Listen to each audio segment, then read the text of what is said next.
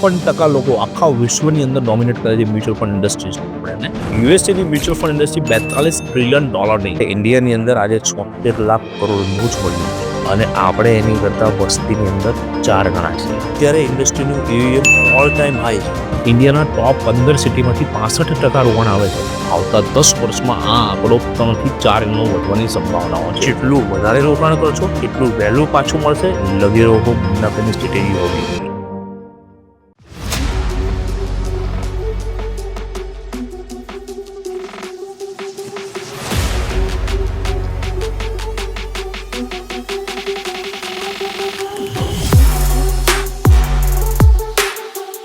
જય સ્વામિનારાયણ. રવિવારની સવારે રવિભાઈની યુટ્યુબ ચેનલ પર આપ સૌનું હાર્દિક સ્વાગત છે. વિડીયોની શરૂઆત કરતા પહેલા આપનો પરિવાર આર્થિક રીતે સુખી, સ્વસ્થ અને સંપન્ન બની જાય એ બદલ ભગવાન સ્વામિનારાયણ ચરણો પ્રાર્થના. વાત કરીએ આજે મ્યુચ્યુઅલ ફંડ ઇન્ડસ્ટ્રીની. કે મ્યુચ્યુઅલ ફંડ ઇન્ડસ્ટ્રી શું છે સમજ્યા હશો.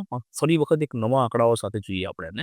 યુએસએની મ્યુચ્યુઅલ ફંડ ઇન્ડસ્ટ્રી $42 ટ્રિલિયન કેટલી $42 ટ્રિલિયન 12.7 કરોડ ઇન્વેસ્ટર છે યુએસની અંદર. 37% લોકો જોડાયેલા છે એની સાથે. યુએસએ ની અંદર 56% લોકો આખા વિશ્વની અંદર ડોમિનેટ કરે છે મ્યુચ્યુઅલ ફંડ ઇન્ડસ્ટ્રીઝનો. યુએસ માર્કેટની અંદર 48% લોકો ઇક્વિટીમાં રોકાણ કરે છે, 17% લોકો મની માર્કેટમાં ઇન્વેસ્ટમેન્ટ કરે છે, 17% બોન્ડ માર્કેટમાં ઇન્વેસ્ટમેન્ટ કરે છે, બાકીના 13% એ વર્લ્ડની ઇક્વિટીઝમાં રોકાણ કરે છે. જ્યારે ઇન્ડિયાની અંદર આજે 76 લાખ કરોડનું જ વોલ્યુમ છે અને આપણે એની કરતા વસ્તીની અંદર 4 ગણા છીએ. 5.70 કરોડ લોકો જ હજી પાર્ટિસિપેટ કરી રહ્યા છે. આવતા 10 વર્ષમાં આ આંકડો 3 થી 4 ગણો વધવાની સંભાવનાઓ છે. તમે રહી ના જતા. ગયા વર્ષે 2024 કરતાં 2025માં 13% વોલ્યુમ વધ્યું. માર્કેટ નથી વધ્યું પણ વોલ્યુમ વધી ગયું. સેન્સેક્સે ભલે નેગેટિવ રિટર્ન આપ્યું -8%, પરંતુ AUM 12.9% વધી. બરાબર. આવા હજી ઘણા બધા આંકડાઓ આની અંદર આવવાના છે. વિડીયોનો છેક અંત સુધી જોડાજો. અત્યારે ઇન્ડસ્ટ્રીનું AUM ઓલ ટાઈમ હાઈ છે. ભલે 2024 થી 2025નું રિટર્ન નેગેટિવ હોય. મ્યુચ્યુઅલ ફંડની અંદર ઇક્વિટીની અંદર લોકો વધારે પૈસા રોકે છે. સેકન્ડ નંબર ગોલ્ડમાં, થર્ડ નંબર હાઇબ્રિડની અંદર, ચોથા નંબર પર લિક્વિડ ફંડની અંદર. SIPનો ફ્લો જુલાઈ 2023ની અંદર 15,245 કરોડ રૂપિયા હતો, જે જુલાઈ 2025ની અંદર એટલે 2 વર્ષની અંદર 28,464 કરોડ અને અત્યારે કદાચ 29,500 કરોડ પણ પહોંચી ગયો હશે. મતલબ ઓલમોસ્ટ 2 વર્ષમાં ડબલ SIP. 3 થી 4 ગણા લોકો EMI કરે છે.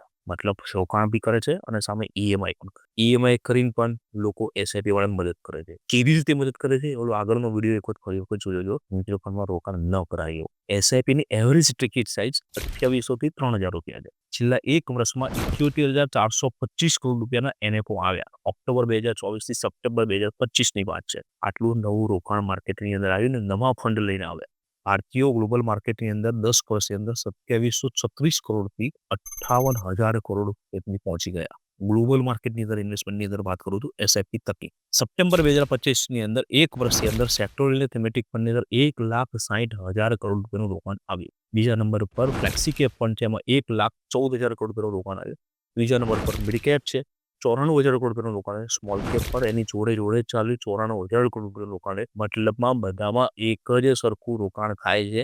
કોઈ પણ હોય લગી રહો મુનાફાની સ્ટ્રેટેજી હોવી જોઈએ. તો જ તમારા પૈસા વધશે. જો વારંવાર ફેરફાર કરશો તો કદાચ તમારા પૈસા ન પણ વધે ને નુકસાન થઈ શકે. ઇન્ડિયાના ટોપ 15 સિટીમાંથી 65% રોકાણ આવે છે. એટલા 15% સિટીમાંથી 65% અને બાકીનું 35% આખું ઇન્ડિયા રોકાણ કરે છે. તો હજી આ પેનેટ્રેશન વધવાની સંભાવનાઓ ભરપૂર રહેલી છે. ટોપ 10 સ્ટેટમાંથી મહારાષ્ટ્રમાંથી જ ફક્ત 31.53 લાખ કરોડ રૂપિયાનું AUM બનેલું છે.